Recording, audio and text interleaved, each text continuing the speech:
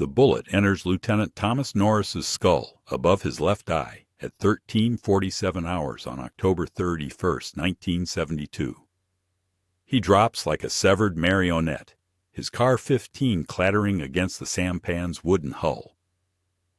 Petty Officer Mike Thornton watches his team leader fold into the brown Mekong water, blood ribboning behind him in the current. The math is simple. Frontal headshot, instant lights out, mission over. Except Thornton's already turning the boat around. The operation was supposed to be intelligence gathering. 5 men slipping into North Vietnamese coastal positions near the Qua Viet River, photographing enemy fortifications vanishing before dawn. Norris, a legend even at 30, had personally requested Thornton for this SEAL Team 2 insertion. They'd been in country 3 hours when the ambush unfolded, AK-47 rounds stitching the water into white foam, the distinctive crack of Chinese Type 56 rifles echoing across the delta. Thornton's training screams one directive: extract the living, leave the dead, complete the mission. His ears ring with muzzle blasts. His hands grip the outboard motor's throttle, vibrations traveling up his forearms. The smell of cordite and river rot fills his lungs. Every doctrine he's internalized says turn east toward the South China Sea. Radio for extraction. Write the after-action report that begins, Lieutenant Norris was KEA. He guns the engine toward the kill zone instead. The 3 South Vietnamese commandos with them are screaming in Vietnamese, words Thornton doesn't need translated. The universal language of "Are you insane?" transcends vocabulary. Norris is face down in the water now, his body rotating slowly in the current like driftwood. The NVA position erupts again, green tracers walking toward the sampan. Thornton can see muzzle flashes from the tree line.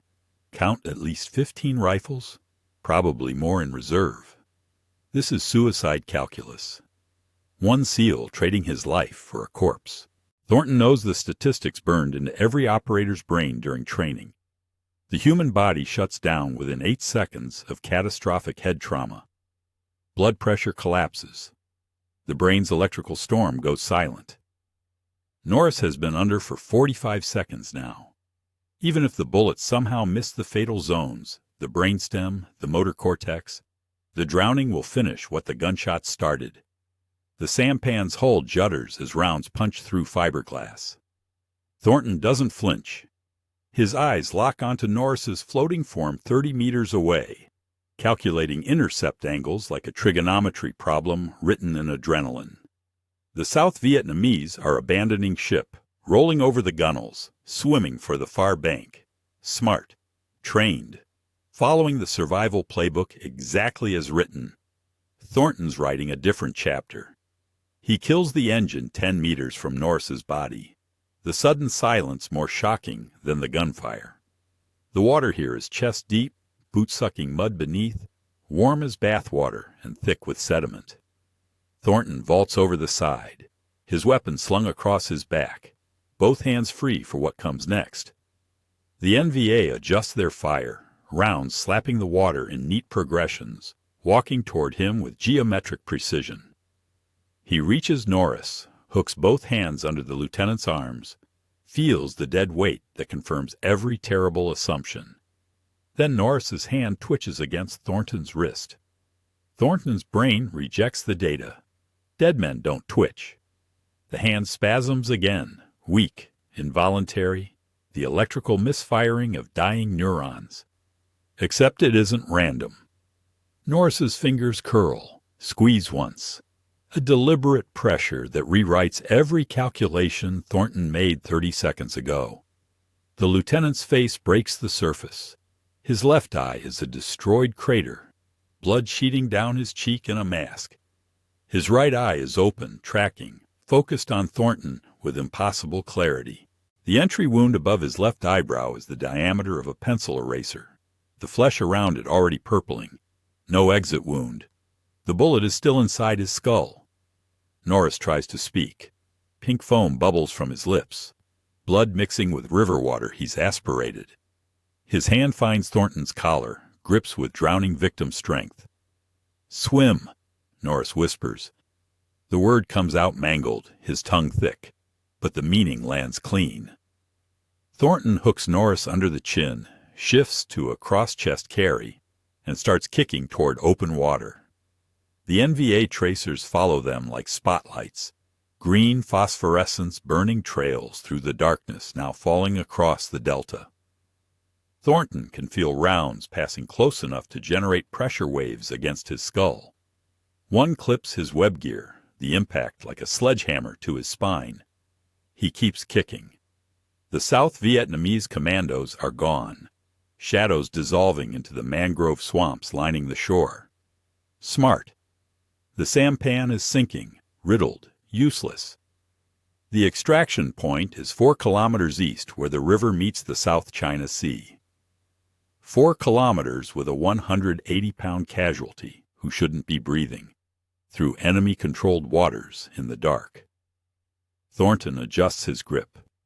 Norris's head lolls against his shoulder, blood from the wound mixing with sweat and river water, making everything slick. The lieutenant's breathing is ragged, wet, the sound of a punctured lung working overtime. Each exhale produces that pink foam, the color of strawberry milk, absurdly delicate against the violence of their situation. "Stay with me," Thornton says. Not a request, a command. Norris's good eye focuses, nods once. The movement costs him. His face contorts, jaw clenching against pain that must be rewriting what humans think bearable. 30 minutes into the swim, Thornton's shoulders are screaming. The cross-chest carry distributes weight poorly, each kick pulling against cramping quadriceps. His boots are anchors. He keeps them on anyway. The riverbed could need running. Norris has stopped trying to help, his body dead weight now, only that persistent breathing confirming he hasn't slipped away. The sounds of pursuit fade. Either the NVA think they're dead or aren't willing to follow into open water after dark. Small mercies. Thornton's world narrows too. Kick, breathe, adjust grip, repeat. His hands are numb. Norris's blood has created a slick film between their skin that makes holding on a constant renegotiation. 1 hour.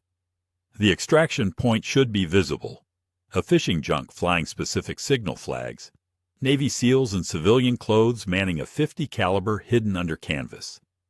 Thornton scans the horizon, sees nothing but empty water reflecting moonlight in silver sheets. 90 minutes. His arms are beyond pain, operating on something deeper than muscle memory. Norris's breathing has changed, shallower, faster, the rhythm wrong. Thornton tilts the lieutenant's head back, clears his airway, keeps swimming. 2 hours. The extraction point appears as a dark silhouette against the stars. Empty water, no junk, no flags, no rescue. The boat left without them.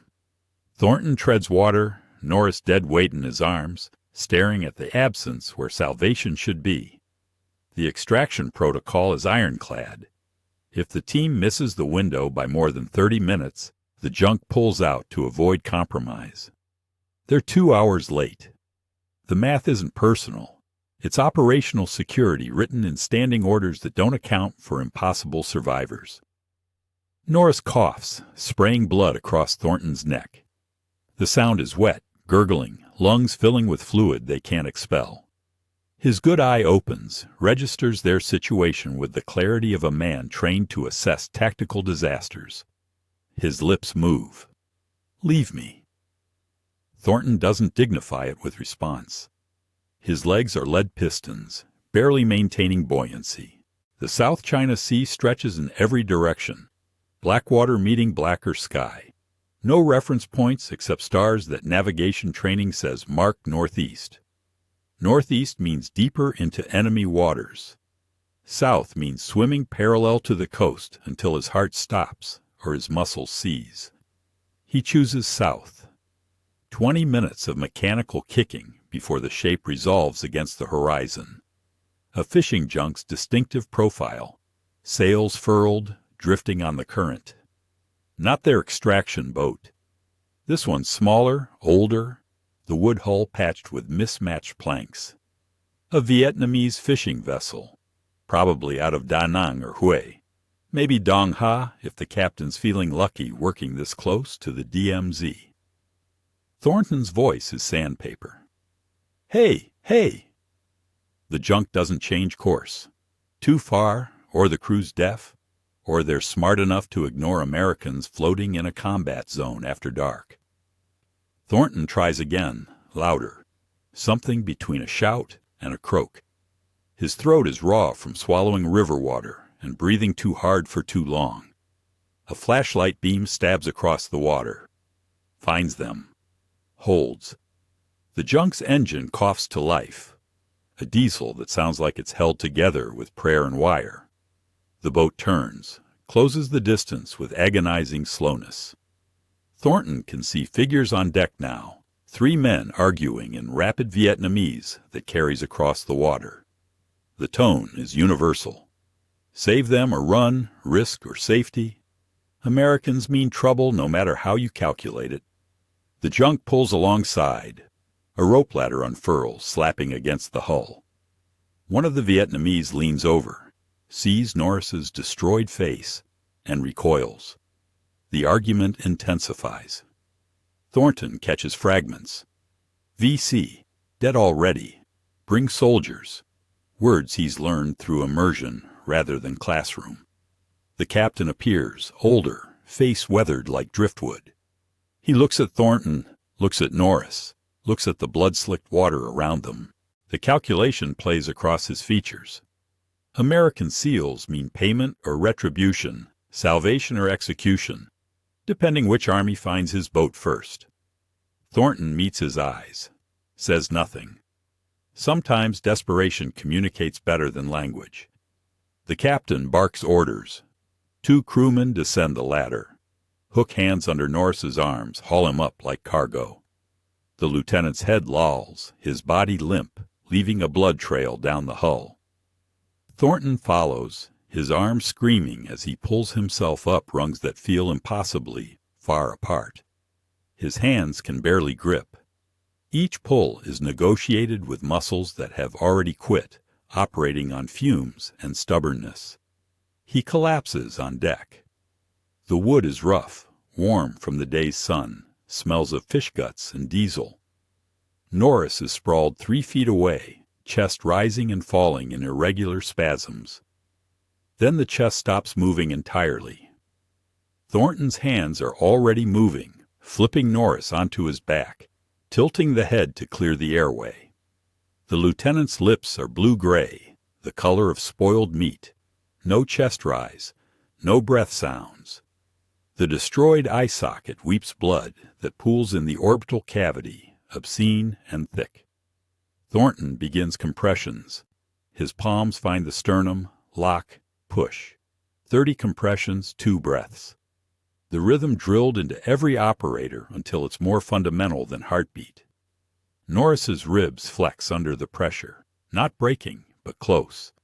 Blood and river water spill from his mouth with each compression. The Vietnamese fishermen watch, silent. One crosses himself. Catholic. The gesture feels like a verdict. 15 seconds. 30. 45. Thornton's arms are beyond exhaustion. Operating on something else now. Something meaner than adrenaline. Deeper than training. He breathes into Norris's mouth. Tastes copper and river rot. Feels the chest rise artificially. Fall. Norris gasps. A wet, rattling inhalation that sounds like tearing fabric. His good eye snaps open, wild, unfocused. He's breathing again, shallow, irregular, but breathing. The junk's captain kneels beside them, medical kit in hand. Not military issue, a fisherman's collection of bandages, iodine, fish hooks serving as sutures. He examines Norris's head wound with hands that have seen trauma before, probably more than any field hospital. His fingers probe gently around the entry wound. He looks at Thornton, shakes his head. The meaning transcends language. This man should be dead. The bullet entered above the left eyebrow at a downward angle. AK-47 round, 7.6 Ixuang 39 mm, designed to tumble through tissue and fragment bone. Standard ballistics say it should have carved through the frontal lobe, shredded the brain's executive function centers, exited somewhere near the occipital bone. Fatal within seconds. Instead, the round tracked along the skull's interior surface, following the curvature rather than penetrating deep. A deflection measured in millimeters, the difference between catastrophic and survivable purely geometrical. The bullet lodged behind the left eye socket, destroying the eye itself, but missing the optic nerve's main trunk, missing the carotid artery by finger width, missing the brainstem by margin too small for intentional surgery. The captain produces a mirror, angles it to show Thornton the wound. The entry is clean, almost surgical. No fragmentation visible externally. The swelling around the socket suggests massive internal trauma, but the skull itself remains intact. A 1 in 10,000 shot that somehow became a 1 in 10 million survival. Norris tries to speak. His jaw works, tongue thick, words emerging as slurred approximations. Mission, status. Thornton almost laughs. The man has a bullet lodged in his brain and wants to know about operational objectives. Mission's over, sir. We're going home. The junk's engine throttles up, turning south toward friendly waters. The captain's made his choice. Harboring Americans means risk, but leaving them means living with ghosts. He stations a crewman at the bow as lookout, another at stern. They're running dark, no lights, hoping to slip through the coastal patrols that enforce North Vietnam's territorial claims. Norris's breathing steadies, settles into something approaching rhythm. His hand finds Thornton's arm, grips with surprising strength. His mouth moves, forming words that take 3 attempts to vocalize. Why'd you come back? Thornton has no answer that fits into language. He was supposed to leave Norris dead in the water, complete the extraction, write the casualty report. Instead, he dove back into gunfire for a corpse that refused to stay dead. Seemed like the thing to do, Thornton says finally. Norris's grip tightens. You're insane. Yeah, Thornton agrees. Probably. The field hospital at Da Nang receives them at 0320 hours, November 1st. Navy surgeons cut away Norris's blood-soaked uniform, their hands moving with practiced efficiency until they see the head wound. Then everything slows. The lead surgeon, Commander Richardson, 20 years in trauma medicine, stares at the entry wound like it's rewritten physics. He walked in? Richardson asks. Swam, Thornton corrects. 2 hours. Richardson doesn't respond. He's already calling for X-ray, for neurosurgery consult, for equipment that doesn't exist in forward operating bases. The portable fluoroscope reveals what shouldn't be possible. A 7.62 2mm round lodged in the sphenoid bone, tucked behind the destroyed left eye socket, resting against structures that control every function keeping Norris alive. The bullet sits 2 millimeters from the internal carotid artery, 3 millimeters from the optic chiasm where both optic nerves cross, 5 millimeters from the pituitary gland. It's touching, actually contacting, the cavernous sinus, a venous lake so densely packed with blood vessels that surgical texts call it the neurosurgeon's graveyard. Richardson traces the bullet's path on the X-ray. Entry above the left eyebrow. Deflection along the orbital roof's inner surface. The round followed the bone's curve like a car on a banked track, shedding velocity through friction rather than tissue destruction. It entered at approximately 715 meters per second and stopped at maybe 50, having carved a channel that missed every structure that would have killed him instantly. This trajectory, Richardson says slowly, requires the bullet to skip, off bone, multiple times, without fragmenting. The odds defy calculation. AK rounds are designed to tumble, to yaw, to create massive wound channels through hydrostatic shock. This one behaved like a ball bearing in a curved tube, losing energy but maintaining integrity, stopping precisely where survival becomes mathematically possible. Richardson schedules surgery for 0800. 6 hours to assemble a team, brief the approach, pray the bullet hasn't shifted. Norris remains conscious throughout, sedated but aware. His good eye tracking movement, his hand occasionally reaching up to touch the bandages covering the ruin of his face. President Gerald Ford presents the Medal of Honor to Petty Officer Michael Thornton on October 15, 1973, in the East Room of the White House. The citation reads, "For conspicuous gallantry and intrepidity at the risk of his life above and beyond the call of duty." 43 words summarizing a 2-hour swim that rewrote what SEALs believed possible about the bonds between operators. Thornton is 23 years old. The medal hangs heavy around his neck, the pale blue ribbon starched stiff. The president's handshake is firm, practiced, cameras clicking like insects. Thornton's parents are crying. His teammates stand at attention in dress whites. Lieutenant Thomas Norris is not present. He's at Bethesda Naval Hospital, undergoing his 4th reconstructive surgery, learning to navigate the world through one eye, while doctors debate whether the bullet fragments they couldn't remove will eventually kill him anyway. The ceremony includes a footnote that will become SEAL legend. Thornton is the only Medal of Honor recipient in modern history to save another future Medal of Honor recipient. Norris will receive his own medal 3 years later for a different mission, rescuing downed aircrew behind enemy lines in April 1972, 6 months before Thornton pulled him from the Mekong. 2 men, 2 medals, 1 impossible swim that connected them. The citation doesn't mention what Norris does next, how he refuses medical retirement, how he demands return to active operations, how the Navy, against every medical recommendation, eventually lets him. Norris returns to operations in 1975 with 40% vision loss, permanent facial scarring, and a titanium plate replacing the shattered sections of his orbital bone. The Navy classifies him as fit for limited duty, desk work, training rotations, consulting positions where his experience matters more than his physical capability. He goes back to the field instead. The missions are classified under protocols that keep them buried for decades.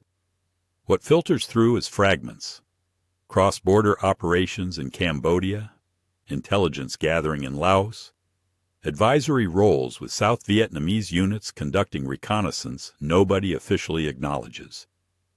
Norris moves through Southeast Asia like a ghost, his damaged face hidden behind local clothing, his one good eye compensating with situational awareness that borders on precognition. The medical boards flag him repeatedly. The bullet fragments remaining in his skull create risks: infection, seizure, stroke, hemorrhage. Each review recommends grounding. Each time, Norris's commanding officers override it. They need his particular combination of language skills, regional knowledge, and operational experience. The fact that he shouldn't be alive becomes irrelevant compared to what he can accomplish while alive. His final operation launches in March 1979. The details stay sealed under national security classifications that suggest something went catastrophically wrong. What's known? Norris leads a team into territory the Pentagon officially denies American forces ever entered. The mission parameters remain redacted.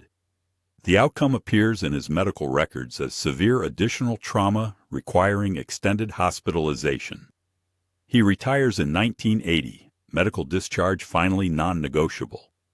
The official record shows 20 years of service. The classified appendices show a man who spent 5 of those years operating with a bullet lodged in his brain, proving that medically impossible just means the paperwork is inconvenient.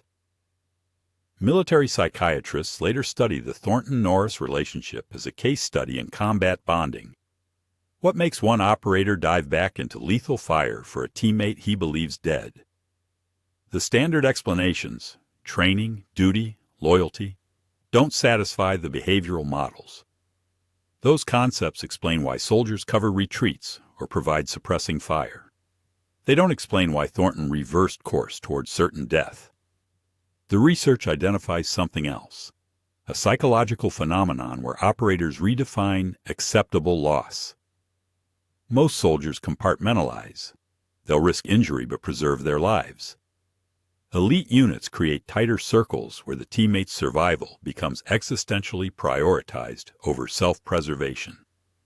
Thornton's decision represents the far edge of that spectrum, where leaving Norris became literally unthinkable, where suicide math felt more logical than extraction without him. The studies never quite name what they're describing.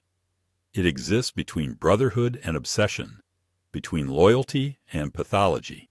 It's the thing that makes special operations possible, and also the thing that breaks operators when they survive it. Norris reads the psychiatric evaluations decades later and laughs. "They're trying to explain why Mike came back," he tells an interviewer. "Like it needs explaining. You don't leave people behind. That's not philosophy. That's just what you do."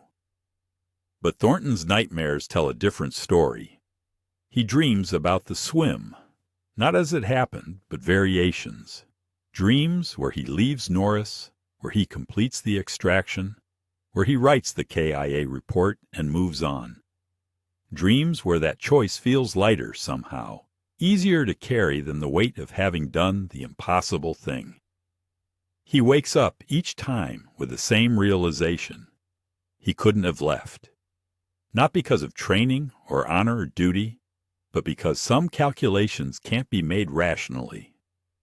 Some decisions happen below consciousness, in the place where survival instinct gets overwritten by something the psychiatrists can't quite map. The darkness wasn't in risking his life. The darkness was in discovering he valued Norris's survival more than his own. The years after separate them geographically, but not psychologically. Thornton transitions to civilian contracting, then corporate security, carrying the weight of October 31st like a stone in his chest. Norris joins the FBI, becomes a legend again, the agent with the Medal of Honor and the destroyed face. Running undercover operations where looking like violence has marked you becomes operational advantage. They don't talk about the swim. Not at reunions, not at SEAL community gatherings, not in the interviews that multiply as their story becomes foundational mythology. The official narrative crystallizes. Hero saves dying teammate through superhuman endurance. Both men exemplify warrior ethos, inspiring tale of brotherhood under fire. The unofficial version lives in the silence between them. Thornton carries survivor's guilt inverted, not that he lived when others died, but that he forced Norris to live when dying might have been mercy. The bullet fragments never fully resolved. Norris suffers chronic pain, migraines that put him in dark rooms for days, vision problems that compound with age. Every symptom is traceable to October 31st, to Thornton's decision to drag a corpse through 2 hours of hell. "You should have left me," Norris says once years later, during a moment of unusual honesty, not accusatory, observational. Thornton's response comes quiet, certain. "I know." The confession hangs between them. He knows. He's always known. The tactical decision was extraction without delay. The survival decision was preserve the living operator. The mission decision was complete the intelligence gathering that justified the insertion. Every logical framework said leave Norris to the Mekong and carry that weight instead of carrying his body. Thornton chose different weight. The thing about impossible decisions is they don't resolve. There's no moment where Thornton looks back and thinks, I made the right call. Right and wrong aren't categories that apply. He made the only call his wiring permitted, and Norris lived. And that life came with costs, neither of them calculated floating in the dark water. The friendship endures because it has to. They're welded together by that swim in ways that transcend affection or choice. Norris can't look at his reflection without seeing Thornton's hands pulling him from the river. Thornton can't sleep without running through scenarios where different choices produce different outcomes. "You gave me 40 more years," Norris tells him during another conversation. This one's softer. Thornton nods. Doesn't mention that some of those years were spent in pain that didn't exist before the bullet. Doesn't mention the classified operations Norris ran on borrowed time. Doesn't mention how giving someone life against their body's verdict is generosity and violation simultaneously. They understand each other with the precision of men who've shared the exact moment when one decided the other's survival mattered more than logic. That understanding doesn't make it comfortable. Brotherhood isn't always about comfort. The SEAL community holds them up as ideals. The lengths operators will go, the bonds that transcend self-preservation, the proof that no man left behind isn't just rhetoric. Young SEALs study the mission, memorize the details, train to embody that same commitment. What doesn't make the training curriculum? The complexity of forcing someone to survive. The presumption in deciding another person's life is worth more than your death. The decades of carrying the weight of having made that choice for someone else. If you subscribe to this channel, you're watching because you want stories about impossible decisions under fire. But here's what they don't tell you in the highlight reels. Sometimes the impossible decision is just the beginning. Sometimes you have to live with having done the impossible thing, knowing it was simultaneously the only choice and the wrong one. The interviews come in waves across the decades. Journalists, historians, documentary filmmakers. Everyone wants the heroic version, the clean narrative where courage triumphs and friendship conquers death. Thornton gives them what they want, usually. The swim, the extraction, the medal, the brotherhood. But in 2015, during a small gathering of Vietnam-era SEALs, someone asks him directly, "What was going through your mind when you turned the boat around?" Thornton is 73 now. The audience is small, private, men who've carried their own impossible decisions. He's quiet for a long time. When he speaks, his voice is different, stripped of the practiced cadence he uses for official events. "I was thinking that if I left him, I'd have to explain it. To his family, to the team, to myself every morning for the rest of my life." He pauses. "And I knew I couldn't. Not wouldn't, couldn't. The words didn't exist to justify it." Someone asks if he'd do it again. "Every time," Thornton says immediately. Then softer. "Even knowing what it cost him. Even knowing it was probably selfish.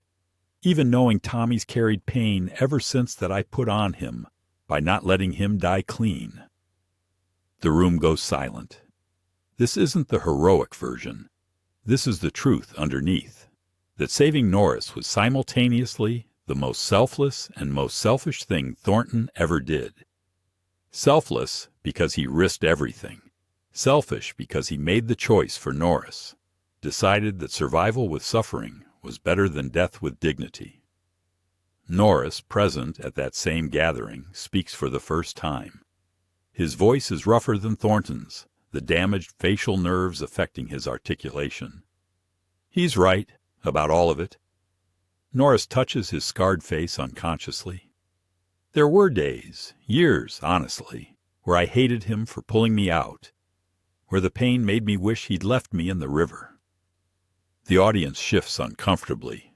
This isn't the script. But here's what Mike won't say, because he's too busy feeling guilty. "Those 40 years included my children, my grandchildren, my second career, missions that saved lives, a marriage that worked until it didn't, but still counted." Norris meets Thornton's eyes across the room. "You don't get to feel bad about giving me those things just because they came with complications." Thornton's jaw tightens.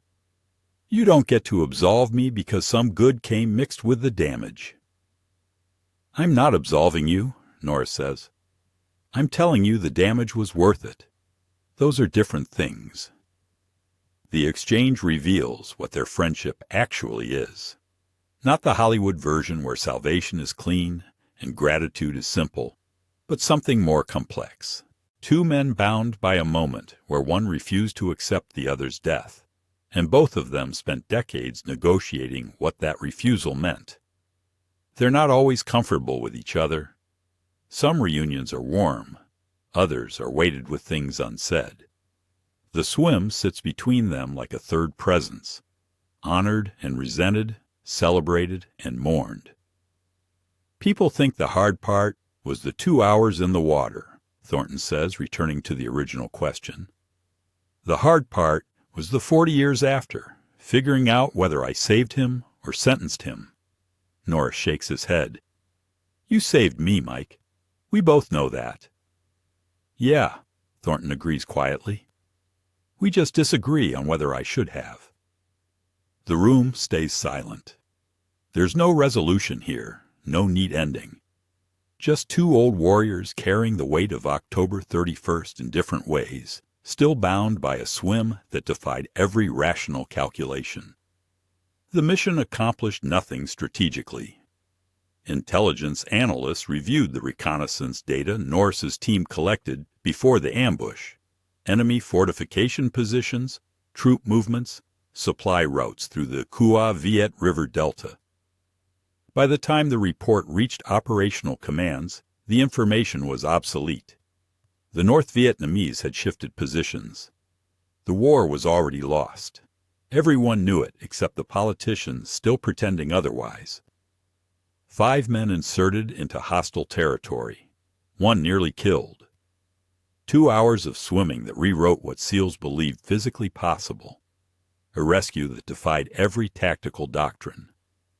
All of it for intelligence that changed exactly nothing about the war's inevitable conclusion. The medals came later, Thornton's in 1973, Norris's in 1976 for the earlier downed pilot rescue. The citations describe valor, heroism, selfless service. They don't mention that both operations occurred in a war already bleeding out, missions executed with perfect precision toward strategic irrelevance. But here's what the mission did accomplish. It created a story that every SEAL since has carried. Not the strategic value, the proof of concept. The demonstration that leave no man behind isn't aspirational rhetoric, but achievable reality, even when the math says otherwise. SEAL training now includes case studies of October 31st. Instructors break down Thornton's decision-making, the swim mechanics, the medical impossibility of Norris's survival. They don't teach it as tactics. You can't replicate those circumstances in doctrine. They teach it as psychology. As the moment when one operator looked at certain death and decided his teammate's survival mattered more than probability. The brotherhood, capital B. The thing that separates special operations from standard infantry, that makes small teams trust each other with life and death decisions in real time. Thornton and Norris proved it wasn't myth. 2 hours in the Mekong demonstrated that the bonds could literally overcome death, or at least the reasonable expectation of death. Every SEAL who graduates Bud-S knows the story. Most know the details better than their own family histories. The narrative has been polished through retelling until it gleams. Hero saves hero. Both survive. Both receive the nation's highest honor. Brotherhood triumphant. What they don't teach, because it doesn't fit the curriculum, the complexity underneath, the guilt and doubt, and 40 years of negotiating whether salvation was kindness or cruelty. The fact that Thornton still doesn't know if he made the right choice, only that he made the inevitable one. The tombstone truth isn't about right or wrong. It's about what becomes possible when operators internalize that their teammate's life is non-negotiable. That creates warriors who'll run into fire, hold positions past logic, make decisions that look insane to anyone outside the unit. It's the psychological architecture that makes SEAL teams function. It also creates men who carry impossible weight, who measure their lives against moments when they either saved someone or failed to, who can't ever fully separate brotherhood from burden. Thornton and Norris are both alive as of this recording. Thornton is 81. Norris is 80. They still attend SEAL reunions when health permits. Young operators approach them with reverence usually reserved for religious figures, wanting to hear the story, wanting to touch the legend. Both men are gracious. They tell the story. They don't mention the parts that don't fit the legend. Because here's the final truth. October 31st, 1972 proved that two men could defy death, survive impossible odds, and forge bonds stronger than survival instinct.